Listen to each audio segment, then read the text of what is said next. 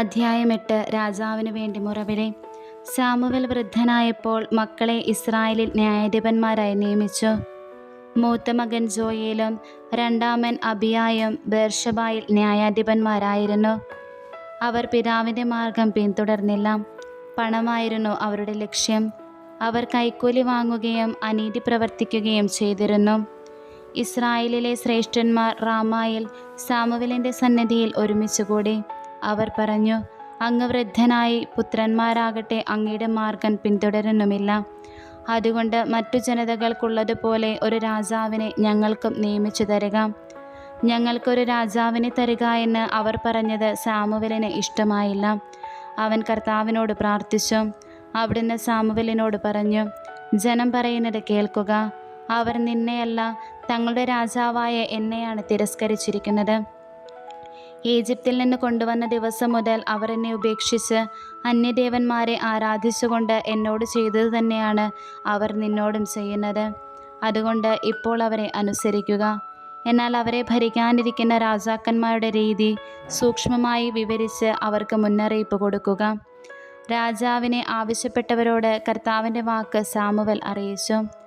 നിങ്ങളെ ഭരിക്കാനിരിക്കുന്ന രാജാവ് നിങ്ങളോട് ഇങ്ങനെ ചെയ്യും. തൻ്റെ രഥത്തിൻ്റെ മുമ്പിലോടാൻ തേരാളികളും അശ്വഭടന്മാരുമായി അവൻ നിങ്ങളുടെ പുത്രന്മാരെ നിയോഗിക്കും. ആയിരങ്ങളുടെയും അൻപതുകളുടെയും അധിപന്മാരായി അവൻ അവരെ നിയമിക്കും. ഉഴവുകാരും കൊയ്ത്തുകാരും ആയുധപ്പണിക്കാരും രഥോപകരണ നിർമ്മാതാക്കളുമായി അവരെ നിയമിക്കും. നിങ്ങളുടെ പുത്രിമാരെ സുഗന്ധതൈലക്കാരികളും പാചകക്കാരികളും അപ്പക്കാരികളുമാക്കും. നിങ്ങളുടെ വയലുകളിലും മുന്തിരിത്തോട്ടങ്ങളിലും ഒലിവ് തോട്ടങ്ങളിലും വെച്ച് ഏറ്റവും നല്ലത് അവൻ തൻ്റെ സേവകർക്ക് നൽകും. നിങ്ങളുടെ ധാന്യങ്ങളുടെയും മുന്തിരിയുടെയും ദശാംശമെടുത്ത് അവൻ തൻ്റെ കിങ്കരന്മാർക്കും ഭൃത്യന്മാർക്കും നൽകും. നിങ്ങളുടെ ദാസന്മാരെയും ദാസികളെയും ഏറ്റവും നല്ല കന്നുകാലികളെയും കഴുതകളെയും അവൻ തൻ്റെ ജോലിക്ക് നിയോഗിക്കും. അവൻ നിങ്ങളുടെ ആട്ടിൻപറ്റത്തിൻ്റെ ദശാംശമെടുക്കും. നിങ്ങൾ അവൻ്റെ അടിമകളായിരിക്കും. നിങ്ങൾ തിരഞ്ഞെടുക്കുന്ന രാജാവ് നിമിത്തം അന്ന് നിങ്ങൾ വിലപിക്കും. എന്നാൽ കർത്താവ് നിങ്ങളുടെ പ്രാർത്ഥന കേൾക്കുകയില്ല.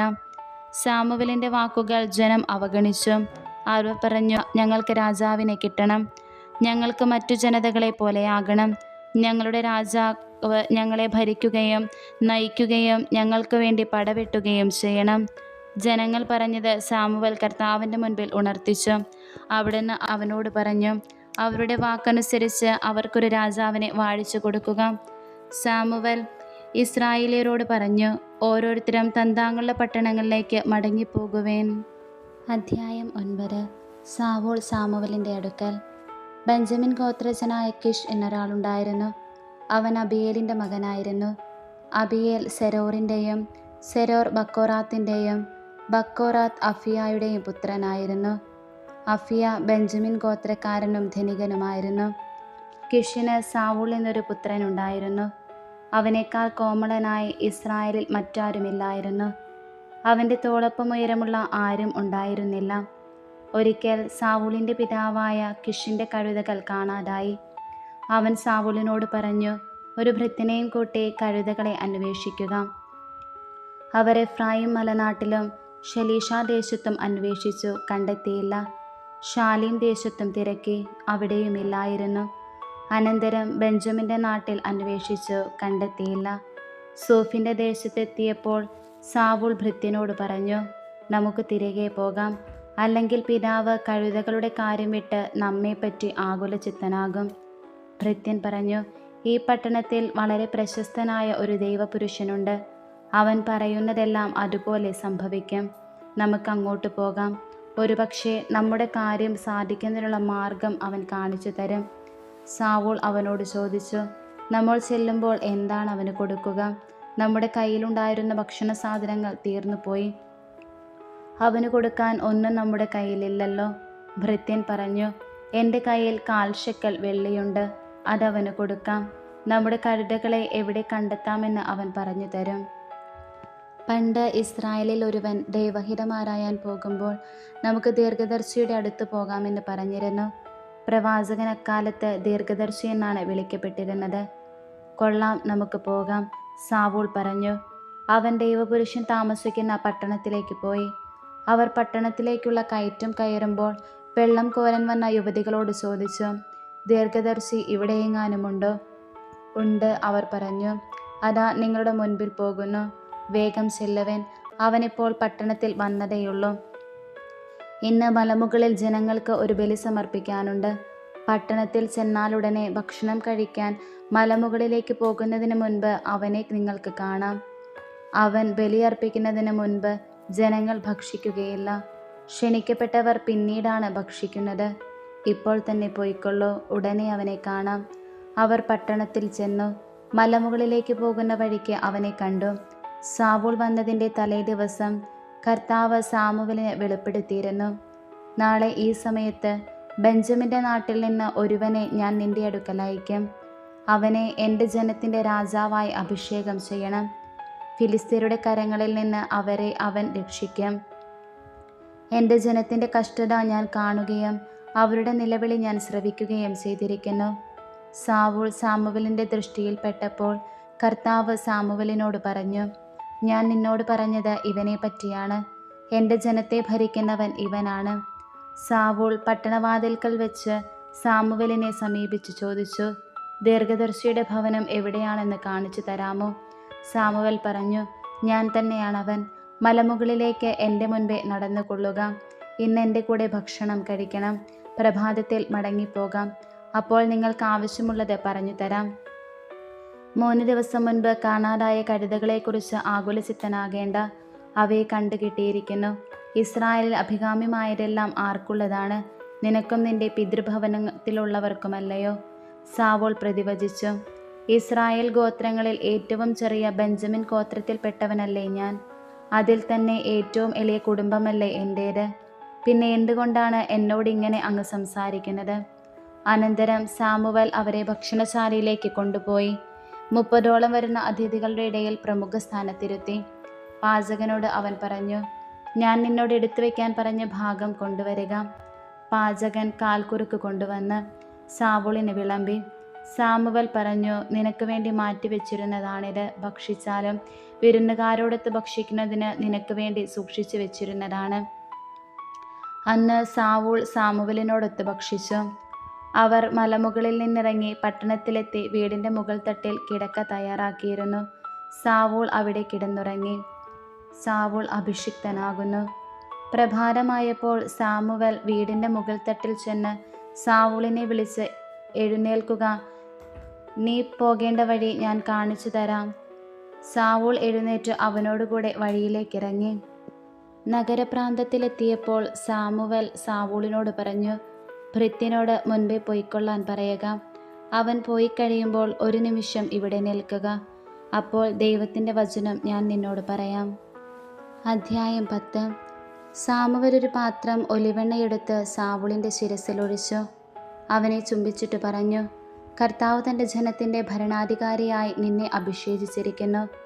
അവിടുത്തെ ജനത്തെ ഭരിക്കുകയും എല്ലാ ശത്രുക്കളിൽ നിന്ന് അവരെ സംരക്ഷിക്കുകയും ചെയ്യണം. തൻ്റെ അവകാശമായ ജനത്തിന് രാജാവായി കർത്താവ് നിന്നെ വാഴിച്ചിരിക്കുന്നു എന്നതിൻ്റെ അടയാളം ഇതായിരിക്കും. ഇന്ന് നീ എന്നെ വിട്ടു പോകുമ്പോൾ ബെഞ്ചമിൻ്റെ നാട്ടിലെ സെൽസാഹിൽ റാഹേലിൻ്റെ ശവകുടീരത്തിന് സമീപം 2 ആളുകളെ നീ കാണും. നീ അന്വേഷിച്ച കഴുതകളെ കണ്ടുകിട്ടിയെന്നും അവയെക്കുറിച്ചല്ല എൻ്റെ മകൻ എന്തു പറ്റിയെന്ന് ചോദിച്ചുകൊണ്ട് നിന്നെക്കുറിച്ചാണ് നിന്റെ പിതാവ് ഉത്കണ്ഠാകുലനായിരിക്കുന്നതെന്നും അവർ നിന്നോട് പറയും. അവിടെ നിന്ന് താബോറിലെ ഓക്ക് വൃക്ഷത്തിന് സമീപമെത്തുമ്പോൾ ബഥേലിൽ ദൈവത്തിന് ബലിയർപ്പിക്കാൻ പോകുന്ന 3 പേരെ നീ കണ്ടുമുട്ടും. ഒരുവൻ 3 ആട്ടിൻകുട്ടികളെ എടുത്തിരിക്കും. രണ്ടാമൻ 3 അപ്പവും മൂന്നാമൻ ഒരു തോൽക്കുടം വീഞ്ഞും. അവർ നിന്നെ അഭിവാദനം ചെയ്ത് 2 അപ്പം നിനക്ക് നൽകും. അത് നീ സ്വീകരിക്കണം. അനന്തരം ഫിലിസ്ത്യർ കൂടാരമരിച്ചിരിക്കുന്ന ഗിബെയയിലുള്ള ദൈവത്തിൻ്റെ മലയിൽ നീ എത്തും. പട്ടണത്തിലേക്ക് കടക്കുമ്പോൾ സാരംഗി, ചെണ്ട, കുഴൽ, കിന്നരം എന്നീ വാദ്യമേളങ്ങളോടെ മലമുകളിൽ നിന്നിറങ്ങി വരുന്ന ഒരു കൂട്ടം പ്രവാചകഗണത്തെ കണ്ടുമുട്ടും. അവർ പ്രവചിച്ചു കൊണ്ടിരിക്കും. അപ്പോൾ കർത്താവിൻ്റെ ആത്മാവ് ശക്തമായി നിന്നിൽ ആവസിക്കും. നീയും അവരോടൊത്ത് പ്രവചിക്കാൻ തുടങ്ങും. മറ്റൊരു മനുഷ്യനായി നീ മാറും. ഇവ സംഭവിക്കുമ്പോൾ യുക്തം പോലെ ചെയ്തു കൊള്ളുക. ദൈവം നിന്നോട് കൂടെയുണ്ട്. എനിക്ക് മുൻപേ ഗിൽഗാലിലേക്ക് നീ പോകണം. ദഹനബലികളും സമാധാന ബലികളും അർപ്പിക്കാൻ ഞാനും വരുന്നുണ്ട്. എന്താണ് ചെയ്യേണ്ടതെന്ന് ഞാൻ വന്ന് കാണിച്ചു തരുന്നതുവരെ 7 ദിവസം നീ കാത്തിരിക്കുക. സാവൂൾ സാമുവലിൻ്റെ അടുക്കൽ നിന്നു പോകാൻ തിരിഞ്ഞപ്പോൾ ദൈവം അവന് ഒരു പുതിയ ഹൃദയം നൽകി. സാമുവൽ പറഞ്ഞതെല്ലാം അന്ന് തന്നെ സംഭവിച്ചു. സാവൂളും ഭൃത്യനും ഗിബെയയിലെത്തിയപ്പോൾ പ്രവാചകഗണത്തെ കണ്ടു. ഉടൻ ദൈവത്തിൻ്റെ ആത്മാവ് അവനിൽ ശക്തമായി പ്രവർത്തിച്ചു. അവനും അവരോടൊത്ത് പ്രവചിച്ചു. സാവൂളിനെ മുൻപ് അറിയാമായിരുന്നവരെല്ലാം അവൻ പ്രവചിക്കുന്നത് കണ്ടപ്പോൾ പരസ്പരം ചോദിച്ചു, കിഷിൻ്റെ മകന് എന്തു പറ്റി? സാവൂളും പ്രവാചകനോ? അവിടുത്തുകാരിൽ ഒരാൾ ചോദിച്ചു, അവരുടെ പിതാവാര്? അങ്ങനെ സാവൂളും ഒരു പ്രവാചകനോ എന്നത് ഒരു പഴഞ്ചൊല്ലായിത്തീർന്നു. പ്രവചനം കഴിഞ്ഞ് അവൻ മലമുകളിലെത്തി. സാവൂളിൻ്റെ പിതൃ സഹോദരൻ അവനോടും ഭൃത്യനോടും ചോദിച്ചു, നിങ്ങൾ എവിടെ പോയിരിക്കുകയായിരുന്നു? കഴുതകളെ തിരക്കിപ്പോയതായിരുന്നു. അവയെ കാണായികയാൽ ഞങ്ങൾ സാമുവലിൻ്റെ അടുക്കൽ പോയി എന്ന് അവൻ പറഞ്ഞു. സാമുവൽ നിങ്ങളോട് എന്തു പറഞ്ഞു എന്ന് അവൻ ചോദിച്ചു.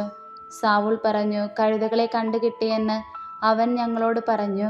എന്നാൽ താൻ രാജാവാകാൻ പോകുന്നതിനെപ്പറ്റി സാമുവൽ അവനോട് പറഞ്ഞതൊന്നും അവനോട് പറഞ്ഞില്ല. സാമുവൽ ജനത്തെ മിസ്പായിൽ കർത്താവിൻ്റെ സന്നിധിയിൽ വിളിച്ചുകൂട്ടി. ഇസ്രായേൽ ജനത്തോട് അവൻ പറഞ്ഞു, ഇസ്രായേലിൻ്റെ ദൈവമായ കർത്താവ് ഇപ്രകാരം അരുളി ചെയ്യുന്നു, ഇസ്രായേലിനെ ഈജിപ്തിൽ നിന്ന് ഞാൻ കൊണ്ടുവന്നു. ഈജിപ്തുകാരുടെയും നിങ്ങളെ പീഡിപ്പിച്ചിരുന്ന സകല രാജാക്കന്മാരുടെയും കൈകളിൽ നിന്ന് നിങ്ങളെ ഞാൻ മോചിപ്പിച്ചു. എന്നാൽ എല്ലാ ദുരിതങ്ങളിലും അത്യാഹിതങ്ങളിലും നിന്ന് നിങ്ങളെ സംരക്ഷിക്കുന്ന ദൈവത്തെ ഇന്ന് നിങ്ങൾ ഉപേക്ഷിച്ചിരിക്കുന്നു. ഞങ്ങൾക്കൊരു രാജാവിനെ വാഴിച്ചു തരിക എന്ന് നിങ്ങൾ ആവശ്യപ്പെട്ടു. അതുകൊണ്ട് ഇപ്പോൾ ഗോത്രത്തിൻ്റെയും കുലത്തിൻ്റെയും ക്രമത്തിൽ കർത്താവിൻ്റെ മുൻപിൽ നിൽക്കുവിൻ. അനന്തരം സാമുവൽ ഇസ്രായേൽ ഗോത്രങ്ങളെയെല്ലാം തൻ്റെ അടുക്കൽ വരുത്തി കുറിയിട്ട് ബെഞ്ചമിൻ ഗോത്രത്തെ എടുത്തു. ബെഞ്ചമിൻ ഗോത്രത്തിലെ കുടുംബങ്ങളെയെല്ലാം തൻ്റെ അടുക്കൽ വരുത്തി. മത്രി കുടുംബത്തിനാണ് കുറി വീണത്. അവസാനം മത്രി കുടുംബാംഗങ്ങളെ ഓരോരുത്തരെയും വരുത്തി. കിഷിൻ്റെ മകനായ സാവൂളിനെ കുറിയിട്ട് സ്വീകരിച്ചു. എന്നാൽ അവർ അന്വേഷിച്ചപ്പോൾ അവനെ കണ്ടില്ല. അവൻ ഇവിടെ വന്നിട്ടുണ്ടോ എന്ന് അവർ കർത്താവിനോട് ചോദിച്ചു. അവനിതാ ഭാണ്ഡങ്ങൾക്കിടയിൽ ഒളിച്ചിരിക്കുന്നു എന്ന് കർത്താവ് പറഞ്ഞു. അവർ ഓടിച്ചെന്ന് അവനെ കൂട്ടിക്കൊണ്ടുവന്നു. ജനമധ്യേ നിർന്നപ്പോൾ മറ്റാരെയേക്കാൾ അവൻ്റെ ശിരസ്സും തോളും ഉയർന്നിരുന്നു. സാമുവൽ ജനക്കൂട്ടത്തോട് ചോദിച്ചു, കർത്താവ് തിരഞ്ഞെടുത്തവനെ നിങ്ങൾ കാണുന്നില്ലേ? അവനെപ്പോലെ മറ്റാരുമില്ല. അപ്പോൾ രാജാവ് നീണാൽ വാഴട്ടെ എന്ന് ജനം ആർത്തു വിളിച്ചു. അനന്തരം സാമുവൽ രാജധർമ്മത്തെപ്പറ്റി ജനങ്ങളോട് പറഞ്ഞു. അതെല്ലാം ഒരു പുസ്തകത്തിൽ എഴുതി കർത്താവിൻ്റെ മുൻപിൽ വെച്ചു. പിന്നീട് ജനത്തെ അവരവരുടെ വീടുകളിലേക്ക് പറഞ്ഞയച്ചു. സാവൂളും ഗിബെയയിലുള്ള തൻ്റെ ഭവനത്തിലേക്ക് പോയി. ദൈവത്താൽ പ്രചോദിതരായ ഏതാനും യുദ്ധവീരന്മാരും അവനെ അനുഗമിച്ചു. എന്നാൽ ചില കുബുദ്ധികൾ ചോദിച്ചു, നമ്മെ രക്ഷിക്കാൻ ഇവന് സാധിക്കുമോ? അവർ അവനെ അധിക്ഷേപിച്ചു. കാഴ്ചയൊന്നും അവൻ കൊടുത്തുമില്ല. അവൻ അത് ഗൗനിച്ചില്ല. അധ്യായം 11. അമ്മോന്യരെ തോൽപ്പിക്കുന്നു. ഏകദേശം 1 മാസം കഴിഞ്ഞ് അമ്മോൻ രാജാവായ നാഹാർ സൈന്യസന്നാഹത്തോടെ യാബേഷ് ഗിലെയാദ് ആക്രമിച്ചു. യാബേഷിലെ ജനങ്ങൾ നഹാഷിനോട് പറഞ്ഞു, ഞങ്ങളോട് സന്ധി ചെയ്താൽ നിന്നെ ഞങ്ങളുടെ രാജാവാക്കാം. നാഹാഷ് പറഞ്ഞു, ഞാൻ നിങ്ങളുടെ ഓരോരുത്തരുടെയും വലതു കണ്ണ് ചൂഴ്ന്നെടുക്കും. ഈ വ്യവസ്ഥയിൽ ഞാൻ നിങ്ങളുമായി ഒരു ഉടമ്പടി ചെയ്യാം. അങ്ങനെ ഞാൻ ഇസ്രായേലിനെ മുഴുവൻ പരിഹാസപാത്രമാക്കും. യാബേഷിലെ ശ്രേഷ്ഠന്മാർ മറുപടി പറഞ്ഞു, ഇസ്രായേലിലെ എല്ലാ ദേശങ്ങളിലേക്കും ദൂതന്മാരെ അയക്കുന്നതിന് ഞങ്ങൾക്ക് 7 ദിവസത്തെ അവധി തരിക. ആരും ഞങ്ങളെ സഹായിക്കാനില്ലെങ്കിൽ ഞങ്ങൾ നിനക്ക് വിധേയരായിക്കൊള്ളാം. ദൂതന്മാർ സാവൂൾ വസിച്ചിരുന്ന ഗിബെയയിലെത്തി വിവരമറിയിച്ചു. ജനം വാവിട്ട് നിലവിളിച്ചു. സാവൂൾ വയലിൽ നിന്ന് കാളകളെയും കൊണ്ടുവരികയായിരുന്നു. ജനം കരയത്തക്ക വിധം എന്തുണ്ടായി എന്ന് അവൻ തിരക്കി. യാബേഷ് നിവാസികൾ പറഞ്ഞ കാര്യം അവർ അവനെ അറിയിച്ചു. ഇത് കേട്ടപ്പോൾ ദൈവത്തിൻ്റെ ആത്മാവ് അവനിൽ ശക്തമായി ആവസിച്ചു. അവൻ്റെ കോപം ആളിക്കത്തി. അവൻ ഒരേർ കാളകളെ വെട്ടിനുറുക്കി ദൂതന്മാർ വഴി ഇസ്രായേൽ ദേശത്തെല്ലാം കൊടുത്തയച്ചു. സാവൂളിൻ്റെയും സാമുവലിൻ്റെയും പിന്നാലെ വരാൻ മടിക്കുന്നവൻ ആരായാലും അവൻ്റെ കാളകളോടും ഇപ്രകാരം ചെയ്യുമെന്ന് പറഞ്ഞു വിട്ടു. ഇത് കേട്ട മാത്രയിൽ കർത്താവ് തങ്ങളോട് പ്രവർത്തിച്ചേക്കാവുന്നതോർത്ത് ഭയചകിതരായി അവർ ഒന്നടങ്കം പുറപ്പെട്ടു. സാവൂൾ അവരെ ബസേക്കയിൽ ഒരുമിച്ച് കൂട്ടി. ഇസ്രായേലിൽ നിന്ന് 3,00,000 പേരും യൂദയായിൽ നിന്ന് 30,000 പേരും ഉണ്ടായിരുന്നു. യാബേഷ് ഗിലെയാദിൽ നിന്ന് ചെന്ന ദൂതന്മാരോട് അവർ പറഞ്ഞു, നാളെ ഉച്ചയ്ക്ക് മുൻപ് അവർ വിമുക്തരാകുമെന്ന് നിങ്ങളുടെ ജനത്തോട് പറയുക. യാബേഷിലെ ജനങ്ങൾ ഈ വിവരമറിഞ്ഞപ്പോൾ ആനന്ദതുന്തിലരായി. അവർ നാഹാഷിനോട് പറഞ്ഞു, നാളെ ഞങ്ങൾ നിനക്ക് കീഴ്പ്പെട്ടുകൊള്ളാം, ഇഷ്ടമുള്ളത് ഞങ്ങളോട് പ്രവർത്തിച്ചു കൊള്ളുക. പിറ്റേ ദിവസം പ്രഭാതത്തിൽ സാവൂൾ തൻ്റെ ജനത്തെ 3 വിഭാഗമായി തിരിച്ചു. ശത്രുപാളയത്തിലേക്ക് പുലരിയിൽ തന്നെ അവർ ഇരച്ചു കയറി അമ്മോന്യരെ ആക്രമിച്ചു. ഉച്ചവരെ അവർ ശത്രുക്കളെ സംഹരിച്ചു. ശേഷിച്ചവർ ചിതറി ഒറ്റപ്പെട്ടുപോയി.